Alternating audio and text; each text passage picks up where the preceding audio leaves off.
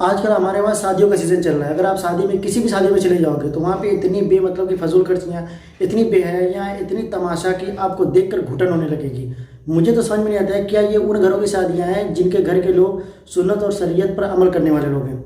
बहुत ही कन्फ्यूज़न है। इन शादियों में पता है सबसे बड़ा बेवकूफ़ कौन है? वो जो अपने आप को मिडिल क्लास बोलता है और बड़ी बड़ी शादियाँ करता है। सबसे पहले मैं बता दूँ कि दुनिया में पैसों को लेकर सिर्फ दो ही कैटेगरी है, या तो आप अमीर हो या तो आप गरीब हो। ये मिडिल क्लास कोई होता ही नहीं है। मिडिल क्लास तो सिर्फ बेवकूफ़ बनाने के लिए उन लोगों को बताया गया जो थोड़ा सा अच्छे गरीब होते हैं। अच्छे का मतलब ऐसे गरीब जो अपना करके अपना खा लेते हैं, उनको दूसरों के घर से खाना नहीं मांगना पड़ता, उन्हीं को मिडिल क्लास कह दिया गया। वरना ये ऐसे लोग होते हैं जितने भी मैं या हमारे जैसे इतने हैं मिडिल क्लास, इनको बहुत अच्छे से जानता हूँ। इनका एक एक दिन कैसे कटता है बस यही जानते हैं। गरीब भी नहीं है और अमीरों से कम भी नहीं है, इतना ये अमीर बनते हैं अपने आप का। लेकिन अगर इनके घर में दो चार लोग ढंग से बीमार पड़ जाएँ तो इलाज कराने में इनकी हवा निकल जाएगी, इतने ही अमीर हैं। पर शादी करने में अरे भैया पूछो नहीं, 10-12 लाख का इंतजाम करेंगे, ज़बरदस्त तरीके से शादी करेंगे।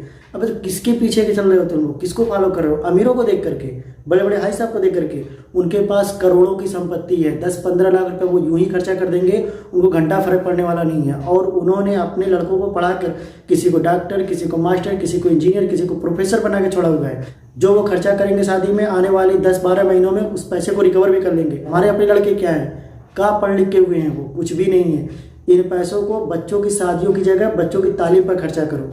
इस्लाम में कहा गया निकाह को आसान करो, निकाह को आसान करो। आपको क्या लगता है कि ये जो अमीर पैसे वाले लोग हैं ये पहले सही काम करेंगे? कभी नहीं करेंगे।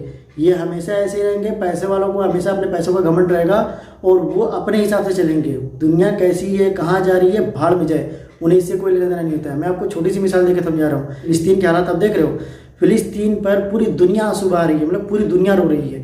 लेकिन उसी के जस्ट बगल में एक मुस्लिम कंट्री, बहुत बड़ी कंट्री, सऊदी अरबिया, नाम सुने हो? अभी हाल ही हफ्ता भर नहीं हुआ है, वहाँ पे रियाज डे मनाया गया, रियाज डे, जहाँ पे वर्ल्ड की पॉप सिंगर को बुलाया गया है और डांस, नाच गाना सब कुछ कराया गया। क्यों? उनके पास पैसा है भाई। लोग मरे कटे उनसे उन्हें कोई मतलब नहीं है, उन्हें बस अपने हिसाब से चलना है, वो अपने हिसाब से चलेंगे। आपके आसपास के जो ये बड़े लोग, ये जो अमीर लोग, ये जो हाई साहब लोग हैं, ये अपने हिसाब से चलेंगे। आप अपना देखो, अपने हिसाब से चलो, जो आपकी हैसियत है उस हिसाब से चलो। पहले बच्चों को पढ़ाओ, पहले बच्चों को उस लायक बनाओ। स्टेटस बनाना बहुत ज़रूरी है, क्योंकि देखो मैं मिडिल क्लास का हूँ, मैं कहूँगा तो मेरी बात ज़्यादा असर नहीं करेगी। लेकिन अभी ये मैं कोई प्रोफेसर होता, कोई PhD धारी होता या कोई बहुत बड़ा बिजनेसमैन होता और तब आके मैं ये बातें करता तो लोग बहुत ध्यान रखें, हाँ यार बहुत अच्छी बात कह रहे हैं, बहुत सही बात कह रहे हैं। तो इसलिए बच्चों को उस लायक बनाओ कि लोग सुने उनको, लोग देखें, लोग समझें उनको। फालतू में पैसा न खर्चा करो। स्पेशली शादियों में अगर मैं सुन्नत और शरीयत पे अमल करने की बात करूँ तो इसमें सबसे बड़ी जो दिक्कत पैदा करते हैं वो होते हैं हमारे रिश्तेदार, हमारे अपने करीबी लोग। जैसे मैं अभी कह दूं कि मुझे नहीं करना ये सब तामझाम, इतना सब तीन तमाशा जो कुछ आजकल हो रहा है। मैं बिल्कुल सिंपल तरीके से, जैसा इस्लाम में कहा गया, मैं वैसे बस निकाह करना चाहता हूँ। अभी मेरे जितने आसपास लोग हैं सबका मुँह खुल जाएगा कि बड़का ज्ञान दे रहा है खड़े होकर।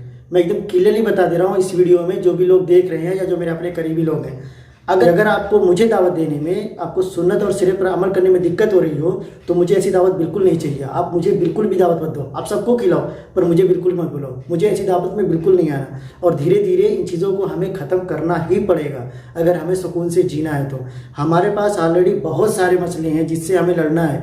अब ये सब चीज़ें जिनको हम खुद पैदा कर रहे हैं और हम खुद इसमें उलझे हुए हैं, क्या लड़ेंगे दुनिया से? हम बहुत परेशान हैं, बहुत आगे जाना है हमें। इसलिए खुद पर मेहरबानी करके सुन्नत और शरीयत पर अमल कीजिए, सुकून से ज़िंदगी गुजारिए, बच्चों को बेहतर तालीम दे करके उनके भविष्य को उज्जवल कीजिए। मिलते हैं फिर अगली वीडियो में। अस्सलाम वालेकुम।